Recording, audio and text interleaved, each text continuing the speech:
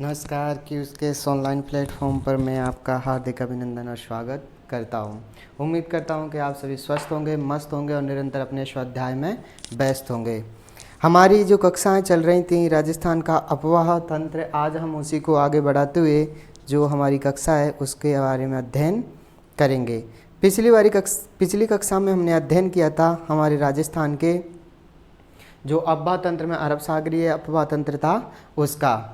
तो आज हम इस कक्षा के अंदर बंगाल की खाड़ी के अफवाह तंत्र के बारे में जानेंगे। उससे पहले दो मोटिवेशनल लाइन आप सभी के लिए। खोल दे पंख मेरे कहता है परिंदा, खोल दे पंख मेरे कहता है परिंदा, अभी और उड़ान बाकी है, जमीन नहीं है मंजिल मेरी, जमीन नहीं है मंजिल मेरी, अभी पूरा आसमान बाकी है। इसी मोटिवेशनल लाइन के साथ मैं आपका पुनः हार्दिक अभिनंदन और स्वागत करता हूं।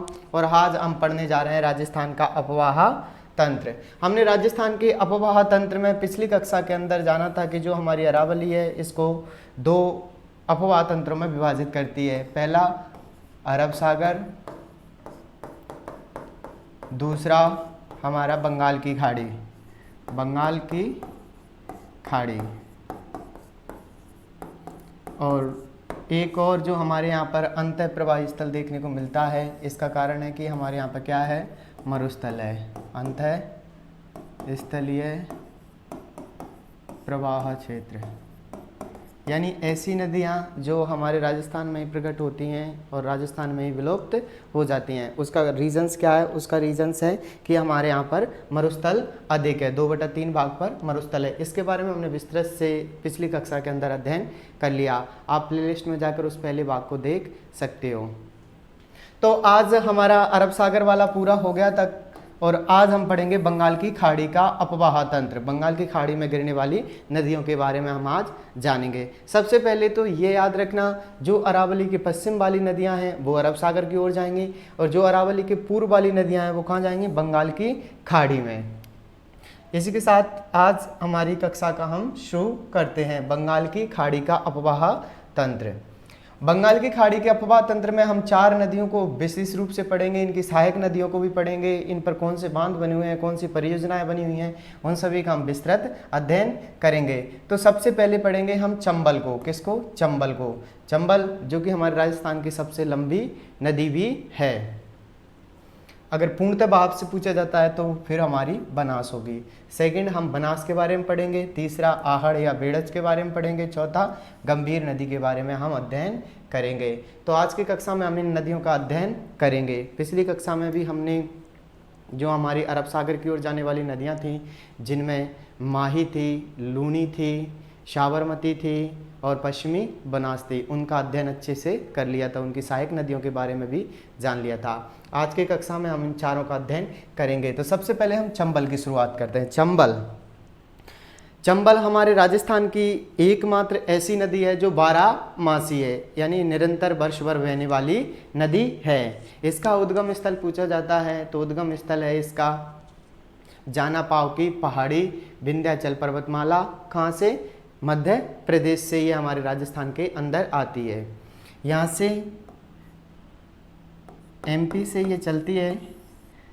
इसको लिखना चाहो तो जानापाव की पहाड़ी, जानापाव पहाड़ी मध्य प्रदेश।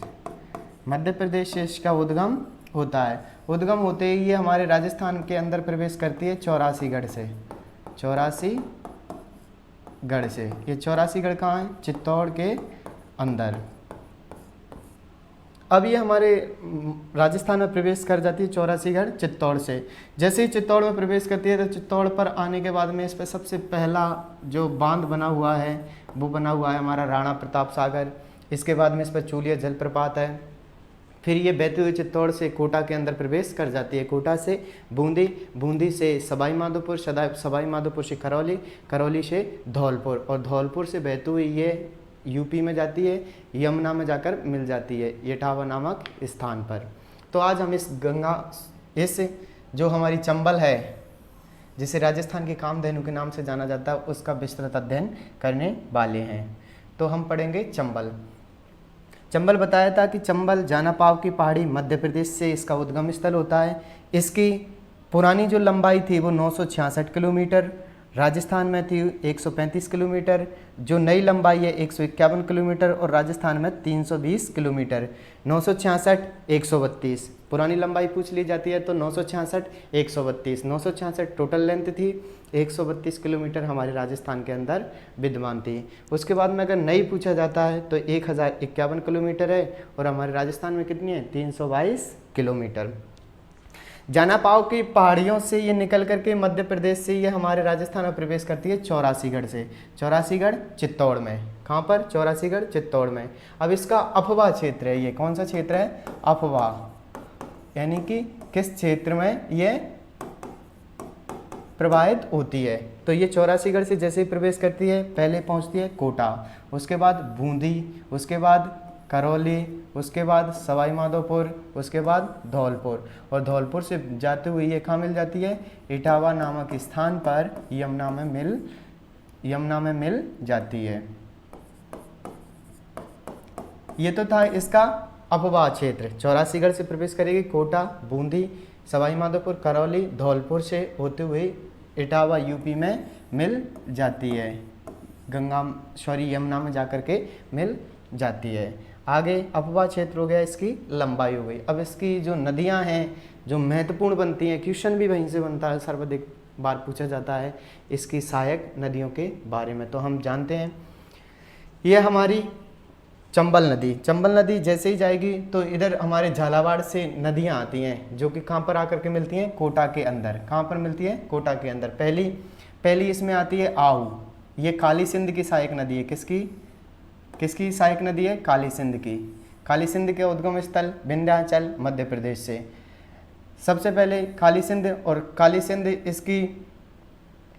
सिंध की किसकी सहायक नदी है? चंबल की सहायक नदी है। और आहू किसकी सहायक नदी है? काली सिंध की। काली सिंध आएगी, काली सिंध में आकर के कौन सी मिलेगी? आहू। और यहाँ पर काली सिंध और आहू की नदियों के संगम पर एक औद्योगिक दुर्ग यानी जल दुर्ग है, जो कि सर्वश्रेष्ठ जल दुर्ग का उदाहरण हमारे राजस्थान के अंदर माना जाता है, वो है गागरोन का दुर्ग। कहाँ पर है गागरोन का दुर्ग? झालावाड़ में। और दूसरा क्वेश्चन पूछा जाता है, यहाँ पर जो क्षेत्र है इन दोनों का जो मिलन क्षेत्र है उसे सामेला के नाम से जानते हैं। सामेला एक विवाह की रस्म भी होती है और सामेला यहाँ के स्थान को भी कहा जाता है। कौन सा? काली सिंध और आहू का संगम स्थल का। अब काली सिंध में ऊपर से आती है परवन की सहायक नदी है नेवाज। कौन सी? नेवाज। यानी आहू, नेवाज, परवन, ये तो किसकी हैं? चंबल की उप सहायक नदियां हैं, जबकि काली सिंध की सहायक नदियां हैं। ऊपर से हमारे आती है पार्वती के ऊपर से आती है कुन्नू, और ये चंबल में आकर के मिल जाती हैं। इधर से आती है हमारी गुंजाली। कौन सी नदी आती है? गुंजाली। उसके बाद ब्रह्माणी कहाँ पर आकर मिलती है? चित्तौड़ के अंदर। इधर से आती है हमारी बनास। कौन सी? बनास आती है, और इधर से आती है सीव। अब एक यहाँ पर त्रिवेणी संगम बन जाता है। किसका? चंबल, बनास, सीप का। किसका? चंबल, बनास, सीप का। ये कहाँ पर बनता है? रामेश्वरम घाट सवाई माधोपुर के अंदर बन जाता है। और चंबल की सबसे लंबी सहायक नदी पूछी जाती है तो वो कौन सी है? चंबल की सहायक नदी है सबसे लंबी, वो है हमारी बनास। तो समझ में आया, हमारी चंबल का उद्गम स्थल है जानापाव पहाड़ी मध्य प्रदेश से, चौरासीगढ़ चित्तौड़ से हमारे यहाँ प्रवेश करती है। इधर से मिलती है गुंजाली, उसके ऊपर ब्रह्माणी, बनास, सीव। उधर से आती है हमारी आहू, काली सिंध में मिल जाती है, काली सिंध चंबल में कहाँ पर मिलती है? कोटा के अंदर। उधर से नेवाज परवन की सहायक नदी है, और परवन आकर किस में मिल जाती है? काली सिंध में। पार्वती सवाई माधोपुर में आकर के मिल जाती है। कुन्नू करौली में आकर के मिल जाती है। तो ये तो थी कुछ सहायक नदियाँ। अब इनको याद कैसे रखा जाता है? तो इनको याद रखने के लिए ट्रिक है, वो है गुस्से में माँ पापा ने आज काले घोड़े पर बार बार चाकू से वार किया। पापा गुस्से में थे, उनके साथ में मम्मी भी क्या हो गई? गुस्से में। तो उन्होंने क्या किया? काला घोड़ा था, काले घोड़े पर चाकू से बार बार जोर से वार किए। तो याद कैसे रखेंगे? गु से गुंजाली। कौन सी? गुस्से से कौन सी रखेंगे? गुंजाली। में से मेज, माँ से मांगली, पा से पार्वती, ने से नेवाज या निवाज, आ से आहू, का से काली सिंध, घोड़े से घोड़ा पछाड़, पर से परवन, बार से बनास, बार से ब्रह्माणी, चा से चाकण, कु से कुन्नू या कुराल, से सीव। ये इसको याद रखने की ट्रिक है। कौन सी है? गुस्से में माँ पापा ने आज काले घोड़े पर बार बार चाकू से वार किया। गुस्से में माँ पापा ने आज काले घोड़े पर चाकू से बार बार वार किया। तो ये तो थी इसकी सहायक नदियाँ। इसमें सबसे लंबी सहायक नदी बनास है। यहाँ तक कंप्लीट। एक बार पुनः गुंजाली, ब्रह्माणी, बनास, सीव। इधर से आओ काली सिंध में मिल जाती है। काली सिंध कहाँ पर मिल जाती है? कोटा में आकर के चंबल में। नेवाज परवन में मिल जाती है। परवन काली सिंध में मिल जाती है और काली सिंध पुनः आकर कोटा में मिल जाती है। पार्वती सवाई माधोपुर में मिलती है। कुन्नू करौली में आकर के मिल जाती है। एक त्रिवेणी संगम बनता है जिसे हम रामेश्वरम घाट के नाम से जानते हैं। रामेश्वरम घाट सवाई माधोपुर पर कौन कौन सी का? सीव का, बनास का और चंबल का। सीव, बनास, चंबल, ये त्रिवेणी संगम बनता है। कहाँ पर? सवाई माधोपुर पर। सवाई माधोपुर में भी कौन सी जगह? रामेश्वरम घाट के अंदर। इसकी सहायक नदियाँ चंबल की। अब इसको उपनामों से जाना जाता है। इसको चमरणवती कहा जाता है। इसका प्राचीन नाम था, कामधेनु के नाम से जाना जाता है। बारहमासी नदी कहा जाता है। बारहमासी क्यों कहा जाता है? क्योंकि ये वर्ष भर बहती है। वर्ष भर बहने वाली नदी है। वर्ष भर बहने वाली।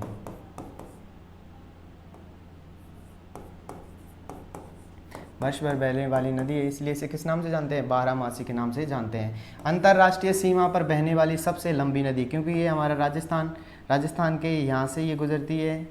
ये तो है हमारी अंतर्राज्यीय सीमा पर। कौन सी पर? अंतर्राज्यीय पर।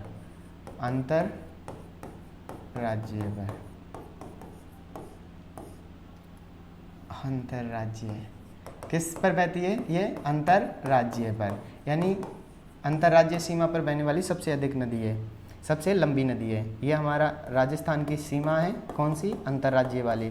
और ये हमारी चंबल है। क्या आ रही है? चंबल। तो ये क्या है? अंतर्राज्यीय सीमा पर बहने वाली सबसे लंबी नदी है। इस पर एक और क्वेश्चन पूछा जाता है, चूलिया जलप्रपात। चूलिया जलप्रपात किस नदी पर स्थित है? तो पहला चंबल पर।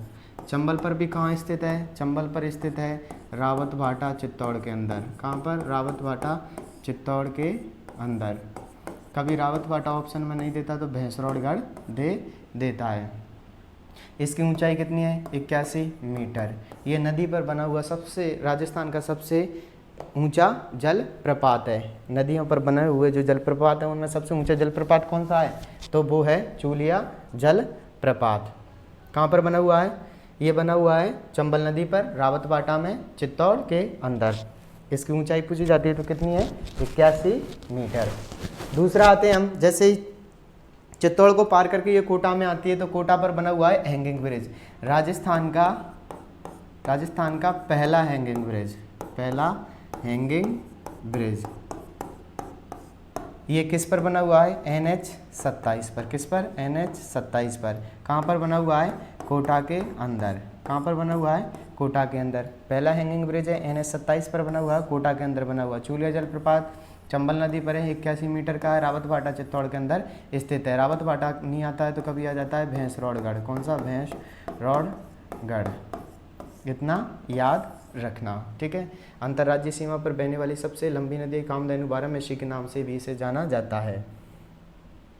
आगे इस पर बांध बने हुए हैं। 4 बांध परियोजना हैं जो बहुत ही महत्वपूर्ण है, बहुत बार क्वेश्चन में पूछी भी जाती हैं। इन चारों में से 3 हमारे राजस्थान के अंदर है और 1 MP के अंदर स्थित है।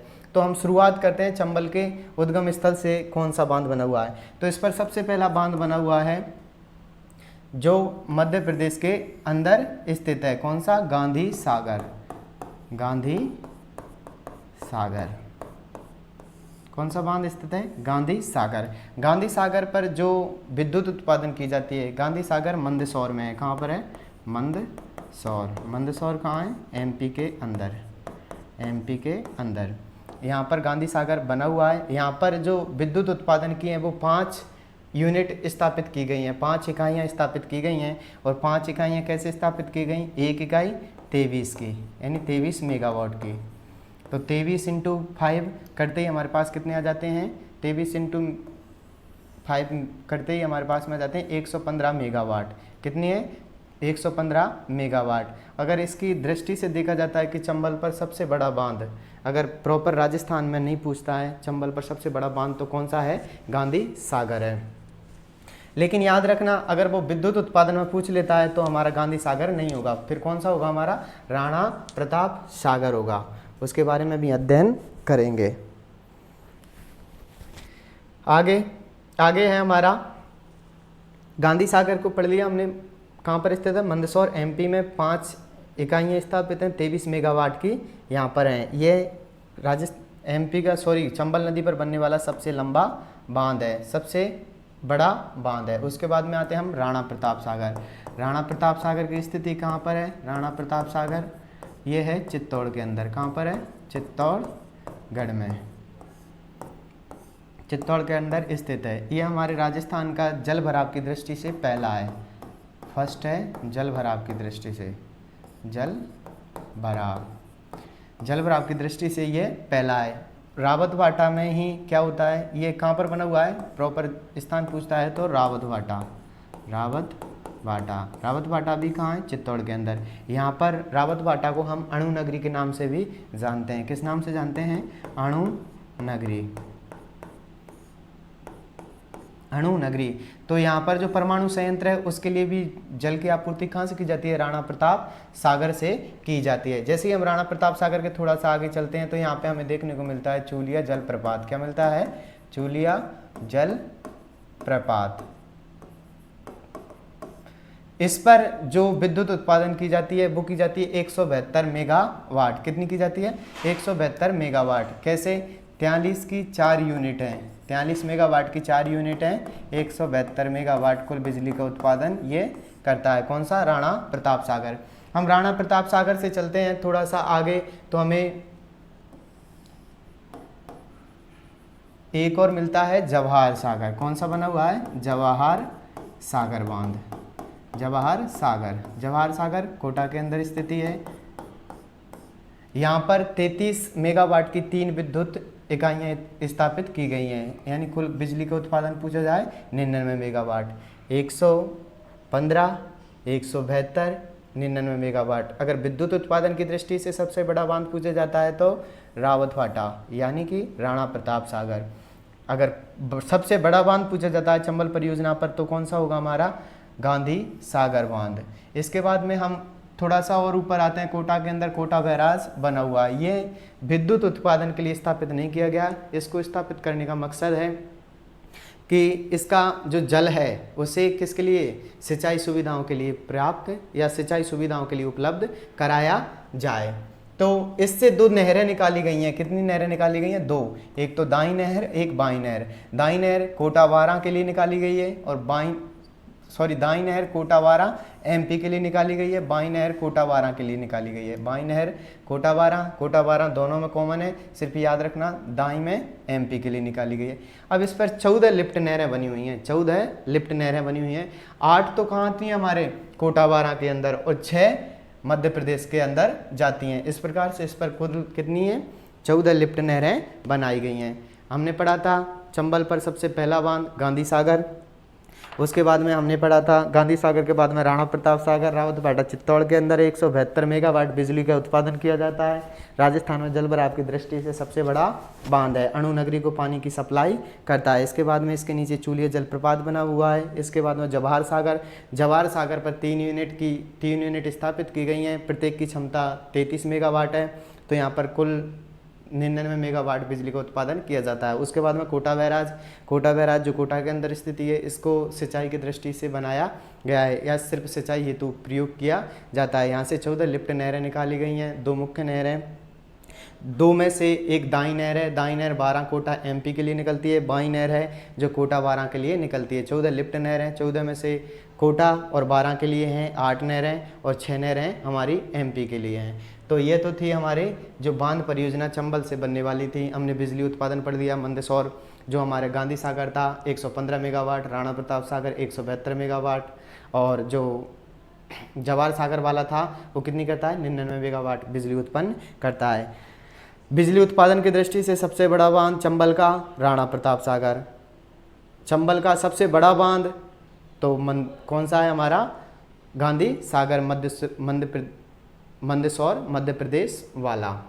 ठीक है, यहाँ तक क्लियर है। और कोटा बैराज पर विद्युत उत्पादन नहीं की जाती, इस पर सिर्फ सिंचाई हेतु प्रयोग किया जाता है। ये तो थे हमारे बांध, और ये तो थी हमारी चंबल नदी। क्या थी, चंबल नदी। पुनः रिवीजन करना चाहो तो कर सकते हो आप। चंबल आई कहाँ से, जाना पाव पहाड़ी मध्य प्रदेश से, चौरासीगढ़ से प्रवेश करती है, चौरासीगढ़ चित्तौड़ में प्रवेश करने के बाद में सबसे पहला बांध इस पर बना हुआ है राणा प्रताप सागर। अगर एमपी की बात की जाती है तो इस पर बना हुआ है गांधी सागर। आगे चलते हैं हम राणा प्रताप सागर के बाद में, तो यहाँ पर बना हुआ है जवाहर सागर से आगे चलते हैं हम, तो कोटा के अंदर ही बना हुआ है कोटा बैराज। क्या बना हुआ है, कोटा बैराज। यहाँ पर से सबसे बड़ा बांध पूछा जाता है गांधी सागर। अगर विद्युत उत्पादन में पूछा जाता है तो 172 मेगावाट। यहाँ पर कितनी की जा रही थी, यहाँ पर की जा रही थी 115 मेगावाट। जवाहर सागर में 99 मेगावाट विद्युत का उत्पादन किया जाता है। यहाँ पर सिर्फ 2 नहरें निकाली गई हैं। 2 नहरें कौन सी, दाई और बाई।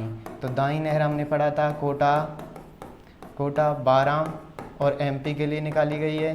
वहीं दाई नहर पूछी जाती है तो कोटा और 12 के लिए निकाली गई है। कोटा 12 के लिए 8 नहरें आती हैं और एमपी के लिए 6 नहरें जाती हैं। टोटल मिलाकर कितनी हो जाती हैं, 14 लिफ्ट नहरें हमारे यहाँ से निकाली जाती हैं। ये तो था हमारे जो चंबल पर बनने वाले प्रमुख बांध थे। क्वेश्चन पूछा जाएगा, चंबल परियोजना का सबसे बड़ा बांध गांधी सागर। विद्युत उत्पादन में सबसे बड़ा राणा प्रताप सागर। इसी पर चूलिया जलप्रपात बना हुआ है। क्या बना हुआ है, चूलिया जलप्रपात। और एक और बना हुआ है कोटा के ही अंदर, इस पर कोटा के अंदर बना हुआ है हैंगिंग ब्रिज। क्या बना हुआ है, हैंगिंग ब्रिज। कोटा के अंदर बना हुआ है NH 27 पर। किस पर, NH 27 पर स्थिति कोटा। इन दोनों राणा प्रताप सागर की चित्तौड़ है। राणा प्रताप सागर कहाँ स्थित है, चित्तौड़गढ़ के अंदर स्थित है। जवाहर सागर और कोटा बैराज कहाँ पर है, कोटा के अंदर स्थित हैं। ये तो थी हमारी चंबल परियोजनाओं पर बने हुए कुछ महत्वपूर्ण बांध। अब आगे चलते हैं हम। आगे है हमारी बनास नदी। चंबल हमारी यहाँ पर समाप्त होती है और अंततः कहाँ जाकर के मिल जाती है, ये उत्तर प्रदेश के इटावा शहर में यमुना में जाकर के मिल जाती है। आगे है हमारी बनास। अब बनास के बारे में पूछा जाता है कि बनास का उद्गम स्थल कहाँ से होता है और बनास में मिलने वाली प्रमुख सहायक नदियाँ कौन कौन सी हैं। तो अब हम बनास को पढ़ते हैं।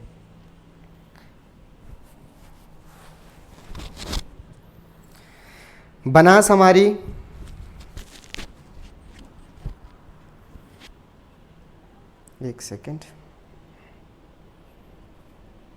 बनास हमारी खमनौर की पहाड़ी राजसमंद से आती है। ये हमारी बनास है, खमनौर की पहाड़ी राजसमंद से आती है। इधर नीचे से हमारी एक और नदी आती है, वो आती है कौन सी, आहड़ या वेड़च। कौन सी आती है, आहड़ या वेड़च। इधर हमारे भीलवाड़ा से एक और नदी आती है, वो आती है मैनाल। ये तीनों बनास खमनौर की पहाड़ी राजसमंद से निकलती है। आहड़ जिसे हम बेड़च के नाम से भी जानते हैं, ये गोगुंदा पहाड़ी उदयपुर से इसका उद्गम स्थल होता है। मैनाल भीलवाड़ा से आती है और तीनों कहाँ पर आकर के, बीगौद के अंदर। किसमें, बीगौद कहाँ पर है, भीलवाड़ा के अंदर स्थित है। त्रिवेणी संगम बनाती हैं। कौन कौन सी, बनास, आहड़ या बेड़च और मैनाल। अगर इसकी बात की जाती है अपवा क्षेत्र की, बनास का अपवा क्षेत्र कौन सा है, तो अपवा क्षेत्र है RBC और कौन सा, ATMs, राजसमंद, भीलवाड़ा, चित्तौड़, अजमेर, टोंक, सवाई माधोपुर। राजसमंद, भीलवाड़ा, चित्तौड़, अजमेर, टोंक, सवाई माधोपुर इसका अपवाह क्षेत्र है। इसकी लंबाई पुरानी है 480 किलोमीटर और नई है 512 किलोमीटर। और बनास की जो हमारे राजस्थान में पूर्णतः बहाव की दृष्टि से सबसे लंबी नदी है। चंबल राजस्थान की सबसे लंबी नदी है, लेकिन पूर्णतः बहाव की दृष्टि से पूछा जाता है तो कौन सी है, बनास। क्योंकि इसका विस्तार किस में देखने को मिलता है, हमारे राजस्थान में देखने को मिलता है। अंततः ये कहाँ जाकर मिल जाती है, ये चंबल में जा करके मिल जाती है।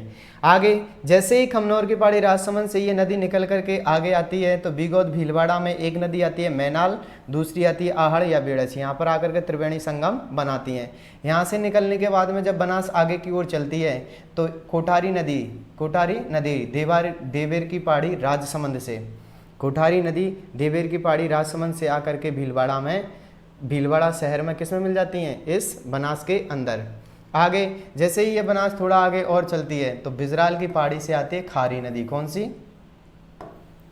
खारी नदी आएगी। इधर से जो हमारी ऊपर से अजमेर से टोंक, अजमेर वाला क्षेत्र है, उससे आती है डाई। कौन सी? डाई। इधर से खारी और ये बनास, तो बनास डाई प्लस खारी, ये त्रिवेणी संगम बनाती हैं। त्रिवेणी संगम कहाँ पर बनाती हैं? राजमहल टोंक के अंदर। कहाँ पर बनाती हैं? राजमहल टोंक के अंदर ये त्रिवेणी संगम बनाती हैं। आगे ये कहाँ पर जाती है? ये आगे जाकर के रामेश्वरम घाट में चंबल में मिल जाती है। हमने पहले पढ़ लिया था रामेश्वरम में बनास, सीप और चंबल का क्या होता है? त्रिवेणी संगम होता है। अब इसकी सहायक नदियों को पूछा जाता है, इसकी सहायक नदियाँ कौन सी हैं? तो इसकी सहायक नदियाँ हैं कड़ा, मासिका, मैना, मेवा और आम को खा गई। कड़ा किसका था? कड़ा था मौसी का। किसका था? कड़ा मौसी का।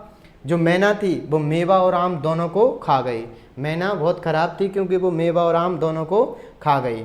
तो याद कैसे? काली सिंध, डे से डाई, माँ से मानसी, में से मैनाल, में से मेजा, बा से वांडी, आ से आहड़, वेड़च, को से कुठारी, खा से खारी।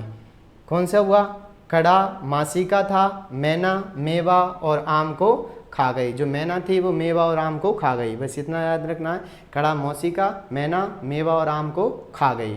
काली सिंध, डाई, मासी, मैनाल, मेजा, वांडी, आहड़ या बेड़च, कोठारी और खारी नदी इसकी सहायक नदियाँ हैं। पुनः बनास खमनोर की पहाड़ी राजसमंद से निकलती है, हमारे नीचे से आती है गोगुंदा से आहड़ या बेड़च, जो बीगोद में आकर के मिल जाती है। हमारी भीलवाड़ा से आती है मैनाल, और वो भी कहाँ पर मिल जाती है? भीलवाड़ा के अंदर बीगोद में। तो यहाँ पर त्रिवेणी संगम बन जाता है। इसके बाद में हम ऊपर चलते हैं तो ऊपर कोठारी नदी मिलती है जो देवेर की पहाड़ी राजसमंद से आती है। उसके बाद में खारी नदी जो कि बिजराल की पहाड़ी से आती है। बिजराल की पहाड़ी कहाँ से? राजसमंद से। कहाँ से? राजसमंद से आती है। देवेर की पहाड़ी भी कहाँ है? राजसमंद में। खमनोर की पहाड़ी भी कहाँ है? राजसमंद से। खारी, कोटारी, बनास तीनों का उद्गम स्थल राजसमंद है। ऊपर अजमेर से आती है हमारी डाई नदी। अजमेर से आती है डाई नदी और ये त्रिवेणी संगम बनाती है राजमहल टोंक के अंदर। और आगे चल कर के जो हमारी बनास है वो किस में मिल जाती है? चंबल में मिल जाती है। और ये चंबल में कहाँ पर मिलती है? रामेश्वरम घाट पर। ऊपर से आती है सीप।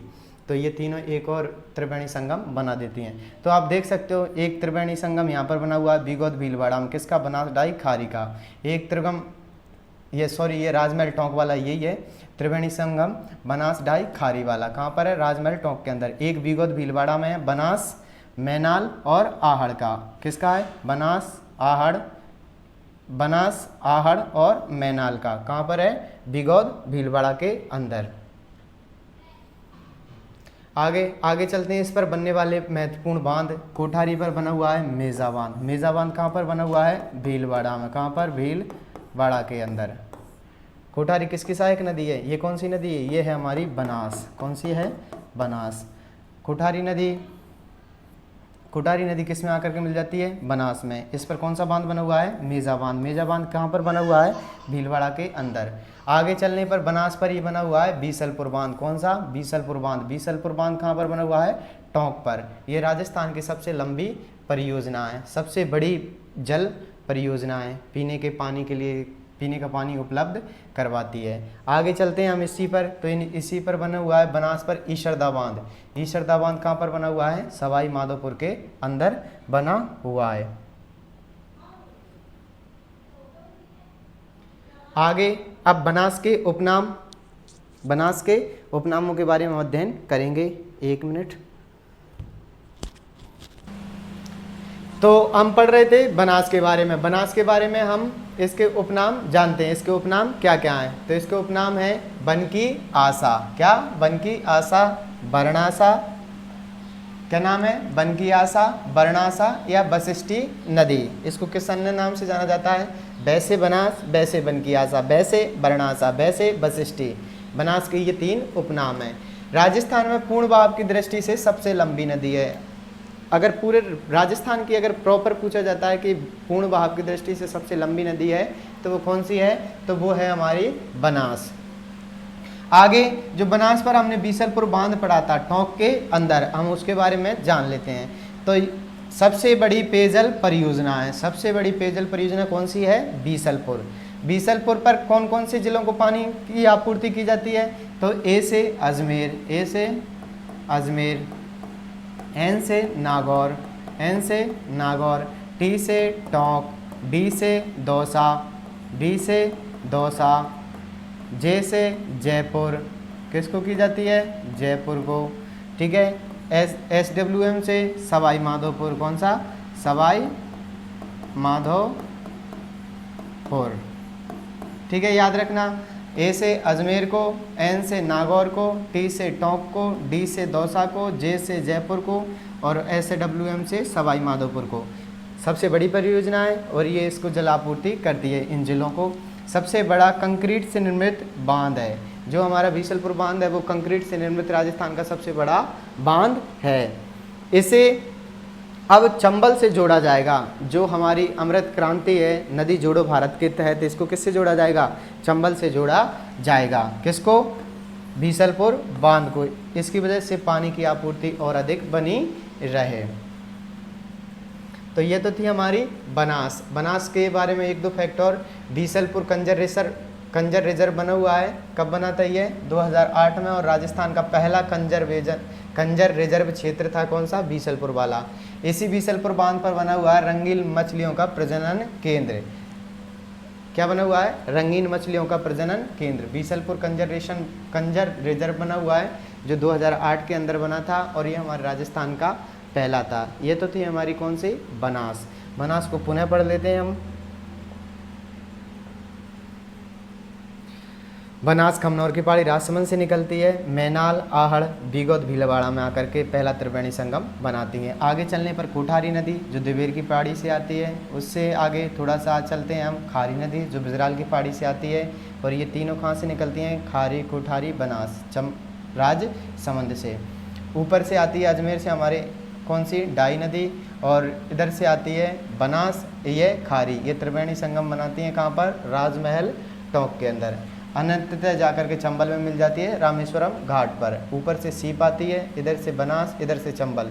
तो रामेश्वरम घाट पर एक और त्रिवेणी संगम बन जाता है। फिर इसकी सहायक नदियों के बारे में देखा था हमने। खड़ा मासी का था, मैना मेवा और आम को खा गई। कैसे? काली सिंध, डा से डाई, मानसी, मेवा, मेनाल, मेजा, बांडी, आहड़, वेड़ज, कोठारी या खारी। इसकी लंबाई पूछी जाती है तो पुरानी थी 480 किलोमीटर, नई है 512 किलोमीटर। इसका अपवाह क्षेत्र पूछा जाता है तो आरबीसी और एटीएम से। राजसमंद, भीलवाड़ा, चित्तौड़, अजमेर, टोंक और सवाई माधोपुर के अंदर स्थित है। इसके मुख्य नाम बांध कोठारी नदी पर बना हुआ है, मेजा बांध भीलवाड़ा के अंदर स्थित है। बनास पर बीसलपुर बांध बना हुआ है टोंक, राजस्थान की सबसे बड़ी पेयजल परियोजना है, सबसे बड़ा कंक्रीट से निर्मित बांध है। नदी जोड़ों के तहत चंबल से जोड़ा जाएगा जिसे अमृत क्रांति में शामिल किया गया है। आगे ईसरदा बांध जो सवाई माधोपुर पर बना हुआ है। आगे इसके उपनाम पढ़े थे बन की आशा, बरणासा, वशिष्ठी। राजस्थान में पूर्ण भाव की दृष्टि से पहली नदी है। सबसे बड़ी पेयजल परियोजना बीसलपुर है। इसको किन जिलों को पेयजल ये आपूर्ति करती है? तो वो है ANT-DJ सवाई माधोपुर।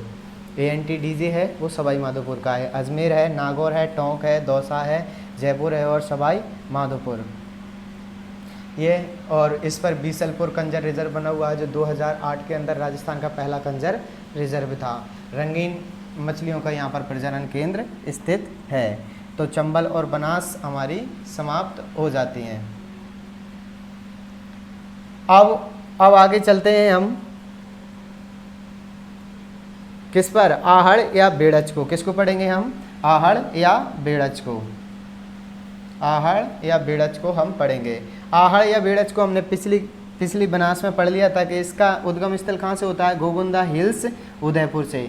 गोगुंदा हिल्स उदयपुर से आहड़ प्रवेश करती है और यहाँ पर उदय सागर झील में आकर गिरती है। ये उदय सागर झील में गिरने के बाद में अभी तक इसका नाम था आहड़, लेकिन यहाँ से झील से गिरने के बाद में इसका नाम हो जाता है बेड़च। क्या नाम हो जाता है, बेड़च। जब ये बेड़च हो जाती है तो इसके बाद में गंभीरी नदी जो कि एमपी से आ रही है, गंभीरी अलग है और गंभीर नदी अलग है, तो याद रखना गंभीरी नदी एमपी से प्रवेश करती है और चित्तौड़ में आकर के किस में मिल जाती है, बेड़च में। अब इन दोनों के संगम पर एक किला स्थित है, चित्तौड़गढ़ का दुर्ग। कौन सा, चित्तौड़गढ़ का दुर्ग। पठार कौन सा है, मैसा का पठार। मैसा पठार पर चित्तौड़गढ़ का दुर्ग स्थित है। अब यहाँ से आगे चलती है हमारी बेड़च नदी। बेड़च आकर चल करके किस में मिल जाती है, बीगौद में, क्योंकि हमने पढ़ा था बीगौद में त्रिवेणी संगम है। बीगौद कहाँ है, भीलवाड़ा में, भीलवाड़ा के अंदर स्थित है। कहाँ पर है, भीलवाड़ा के अंदर। ऊपर से आती है हमारी मैनाल, बनास, बनास मैनाल और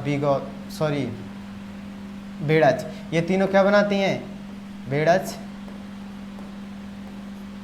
मैनाल प्लस बनास, ये त्रिवेणी संगम बनाती हैं। कहाँ पर, बीगौद भीलवाड़ा के अंदर।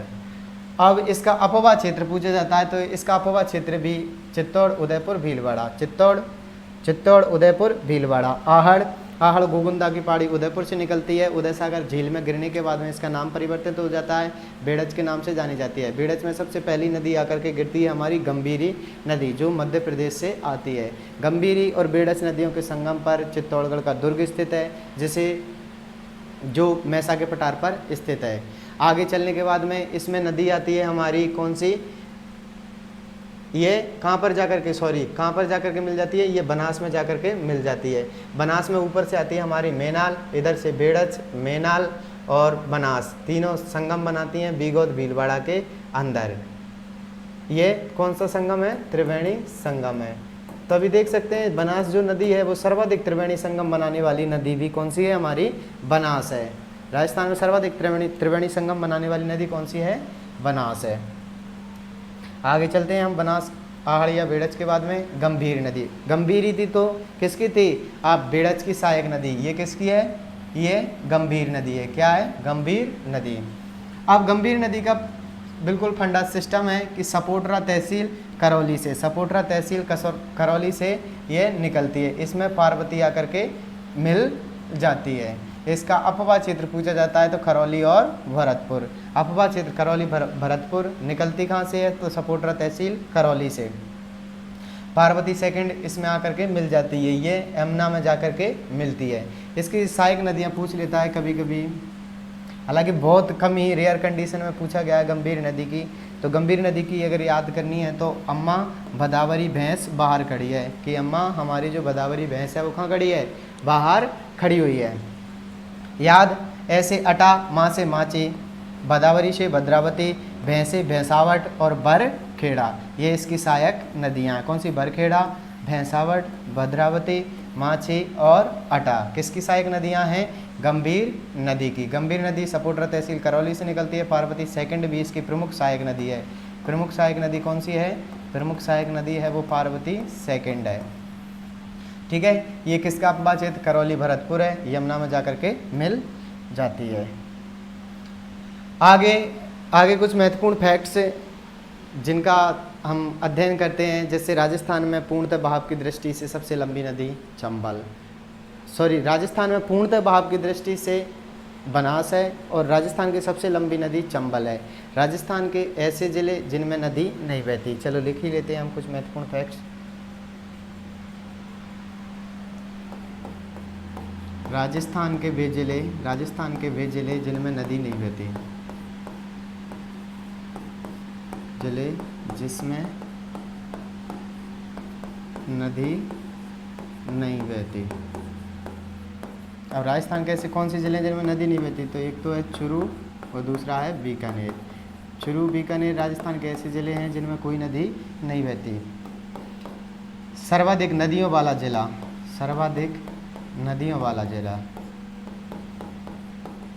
तो वो है सर्वाधिक नदियों वाला जिला है वो कौन सा है हमारा, चित्तौड़। कौन सा है, चित्तौड़। और अगर संभाग पूछा जाता है सर्वाधिक नदियों वाला संभाग, ये तो हो गया जिला, क्या हो गया, जिला। ये संभाग कौन सा है, संभाग, तो संभाग है कोटा। कौन सा है, कोटा। कोटा संभाग में सर्वाधिक नदियाँ बहती हैं। सर्वाधिक जिले की पूछा जाता है तो चित्तौड़ के अंदर, और वे जिले जिनमें नदी नहीं बहती तो चुरू और बीकानेर है। पढ़ लिया था हमने।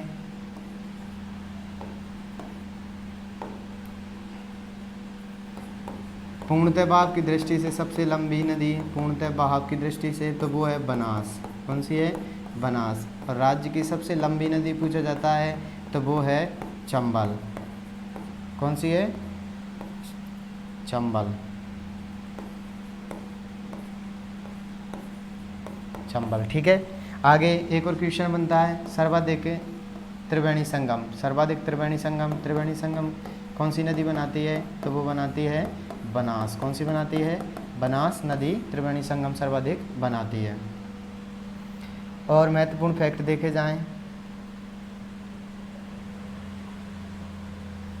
जाते हैं तो फिर पूछा जाता है इनकी कि सबसे आरोही या अवरोही क्रम में पूछ लिया जाता है कि राजस्थान में जो नदियां हैं उनका आरोही या अवरोही क्रम बताइए। तो आरोही क्रम में दो पूछा जाता है, एक तो लंबाई के आधार पर और दूसरा अपवाह क्षेत्र के आधार पर। लंबाई के आधार पर पूछा जाता है तो सबसे लंबी नदी चंबल, कितनी, 1051 किलोमीटर। सेकंड है माही 576 किलोमीटर। थर्ड है बनास 512 किलोमीटर। फोर्थ है लूणी 495 किलोमीटर। ये तो किसके आधार पर है, लंबाई के आधार पर। पहले चंबल, माही, बनास, लूणी, चंबल, माही, बनास, लूणी, चंबल, माही, बनास, लूणी, ये लंबाई के आधार पर। अपवाह के आधार पर देखा जाता है तो बनास, क्योंकि राजस्थान की सबसे लंबी नदी है। उसके बाद में लूणी, चंबल, माही, क्योंकि चंबल का और जो माही का थोड़ा सा ही पार्ट हमारे राजस्थान के अंदर पाया जाता है, जबकि ये हमारे राजस्थान में, ये तो पूर्णतः राजस्थान में बहती है। लूणी गुजरात में खंभात की खाड़ी में मिल जाती है, लेकिन अपना सर्वाधिक योगदान राजस्थान में देती है। ये चंबल और माही तो हमने देखा थोड़ी सी ही हमारे राजस्थान से गुजरती है। चंबल ये 4 जिलों से, जो हमारे पूर्वी ज़िले हैं उनसे गुजरती है। कुछ दक्षिणी भी ज़िले हैं जैसे चित्तौड़ के बाद कोटा के बाद सवाई माधोपुर, करौली के बाद में ये कहाँ पर आ जाती है, धौलपुर के अंदर आ जाती है। एक बूंदी, कहाँ पर, बूंदी के अंदर। तो इसका अपवाह क्षेत्र ये है किसका, चंबल का। और माही का हमारा डूंगरपुर, बांसवाड़ा, प्रतापगढ़ का क्षेत्र आता है। तो लंबाई के आधार पर चंबल, माही, बनास, लूणी। अपवाह क्षेत्र के आधार पर बनास, लूणी, चंबल, माही।